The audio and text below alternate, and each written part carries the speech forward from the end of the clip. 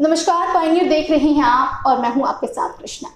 अगर किसी का हाथ बिल्कुल कट जाए तो थोड़ा पॉसिबिलिटी कम हो जाती है कि वो कैसे जुड़ पाएगा, लेकिन मेट्रो अस्पताल ने ये कारनामा कर दिखाया है। एक 12 वर्षीय बच्चे का बिल्कुल कटा हुआ हाथ जोड़कर ये कारनामा डॉक्टर कविश्वर सिंह ने करके दिखाया है। इस वक्त वो हमारे साथ जुड़े हैं, हम उनसे जानेंगे कि कैसे इस केस को उन्होंने सुलझाया है। सर, बहुत बहुत स्वागत है। तो बहुत ही जो ये केस है थोड़ा सुलझा हुआ नहीं लग रहा है, तो किस तरीके से इसको आपने सॉल्व किया है? देखिए, सबसे पहले कि ये कोई भी इसे हैंड सर्जरी कहते हैं, इसे रीइम्प्लांट कहते हैं कि कोई भी हाथ अगर कट के अलग हो जाए तो इसे रीइम्प्लांटेशन सर्जरी कहते हैं। इस सर्जरी में सबसे इम्पॉर्टेंट होता है टाइमिंग्स। तो पेशेंट जितनी जल्दी हो सके अस्पताल आ जाए जहाँ पर ये काम होता है, तो ये हाथों को, उंगलियों को जो कट के शरीर से अलग हो जाते हैं, कोई भी अंग हो चाहे पाँव हो, तो इनको वापस जोड़ा जाने के चांसेस होते हैं। 100% चांसेस नहीं होते, लेकिन हाँ 80-90% तक चांसेस होते हैं कि अगर कोई क्लीन कट इंजरी हो, कई चीज़ों पर डिपेंड करता है, तो अगर क्लीन कट इंजरी है तो काफ़ी हद तक सक्सेस के चांसेस होते हैं। इस टाइप की जो चोट होती है, किसी के लिए भी किसी का हाथ कट के अलग हो जाए, ये बहुत बड़ा डिजास्टर होता है। अगर उसको वो चीज़ को, अंग को वापस जोड़ दिया जाए तो ये उसके लिए दूसरे जीवन के समान है। ये बहुत ही कम लोग इस टाइप की सर्जरी करते हैं, और जनरली इन सब वीडियोस या इन सब चीज़ों का बनाने का पर्पस ये है कि लोगों को पता हो कि अगर ऐसी कभी स्थिति कोई घर पे उत्पन्न या आसपास उत्पन्न हो जाए तो किस सेंटर पे आना है और किन डॉक्टरों से मिलना है। जैसे जिस बच्चे की हम बात कर रहे हैं, तो ये जनरली चारा काटने की मशीन से उसकी इंजरी हुई थी, और इंजरी होने के बाद उसका हाथ तकरीबन ही अलग हो गया। जब ये हाथ अलग हो गया तो ये बच्चा हमारे पास 10 घंटे बाद पहुँचा। जब ये पहुँचा तो हमें इस चीज़ का तो अंदाज़ा हो ही गया था अब तक कि ये टाइम हमारे हाथ से तेज़ी से स्लिप कर रहा है और ये काफ़ी देर में आया है। तो हमने इसको बिना डिले किए within half an hour OT में शिफ्ट करा लिया। ओटी में शिफ्ट कराने के बाद हमने, ये काफ़ी कॉम्प्लिकेटेड सर्जरी होती है, इसमें हड्डी को पहले वॉक ज्वाइन किया जाता है, फिर उसके बाद उंगली चलाने की धागों को, मांसपेशियों को ज्वाइन किया जाता है, फिर जो ब्रेन से नसें आती हैं उनको ज्वाइन किया जाता है। उसके बाद फिर जो खून की नसें जो हार्ट में वापस लेके, जिसे हम वेन कहते हैं, उन्हें जोड़ते हैं। फिर हम आर्टरियों को जोड़ते हैं जो कि खून की नस को सप्लाई देती हैं, हार्ट से आती हैं। यह सर्जरी जनरली करने में 6 से 8 घंटे, 9 घंटे, इतना टाइम ड्यूरेशन लगता ही है।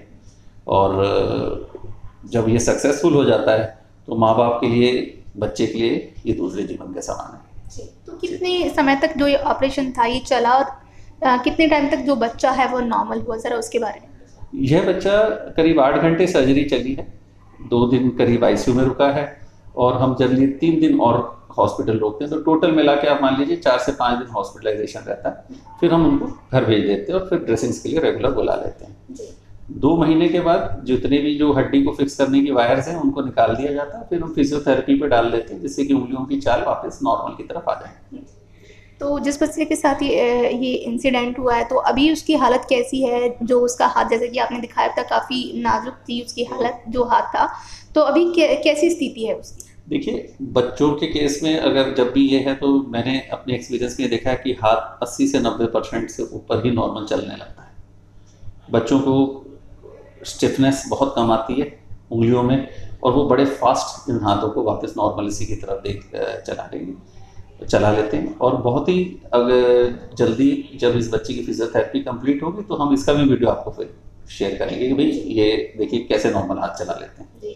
इसमें सबसे पहले इंपॉर्टेंट ये रहता है कि जो भी कटा हुआ पार्ट होता है वो ज़मीन पे गिर जाता है जनरली जब भी ऐसी इंजरी होती है, तो आप उसको इमीडिएटली उठाएं। आपके पास जो भी नल हो, नल के पानी से उसको धो लीजिए, ताकि कोई भी मिट्टी, गंदगी जो भी उसमें नीचे गिरने से लगी है वो इमीडिएटली साफ़ हो जाए। उसके बाद उसको, अगर आपके पास कुछ भी नहीं हो, तो एक साफ़ कपड़े में लपेट के और उसको एक पॉलीथीन बैग में डाल लीजिए।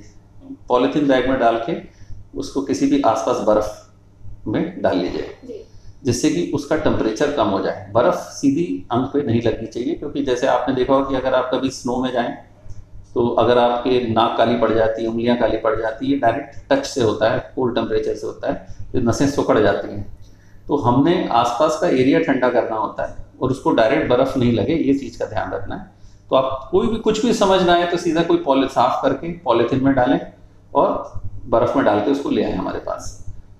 और जैसे ही, और ये किसी भी उम्र में बच्चों में ये पॉसिबल है। अब तक आप कितने केस ऐसे सुलझा चुके हैं? बहुत केस। क्योंकि यही एक सेंटर है फरीदाबाद में जहाँ पर ये इतनी हाई एंड हैंड सर्जरी, जैसे आप कहते हैं माइक्रो सर्जरी होती है। फरीदाबाद में और कोई भी ऐसा सेंटर नहीं जहाँ ये सब काम हो रहे हो। कभी कोई ऐसा केस आया जिसको सुलझाना बहुत मुश्किल रहा हो, कि हालत बहुत ज़्यादा ख़राब हो, कि ना थोड़ा सा ऐसा लगे कि ये चीज़ हो ही नहीं सकती, तो कभी कोई ऐसा केस आया जिसको सुलझाना बड़ा मुश्किल रहा? जी ज़रूर, कई बार आते हैं। कई बार जैसे पीछे ही एक लड़का आया था, वो उसकी तीनों उंगलियां अलग हो गई थी हाथ से, तो हम लोगों ने उनकी तीनों उंगलियां वापस जोड़ दी थी। मतलब एक अंग, जैसे अब इस बच्चे का तो कलाई से हाथ अलग हो गया, या जैसे आप पाम से कह सकते हैं अलग अलग हो गया।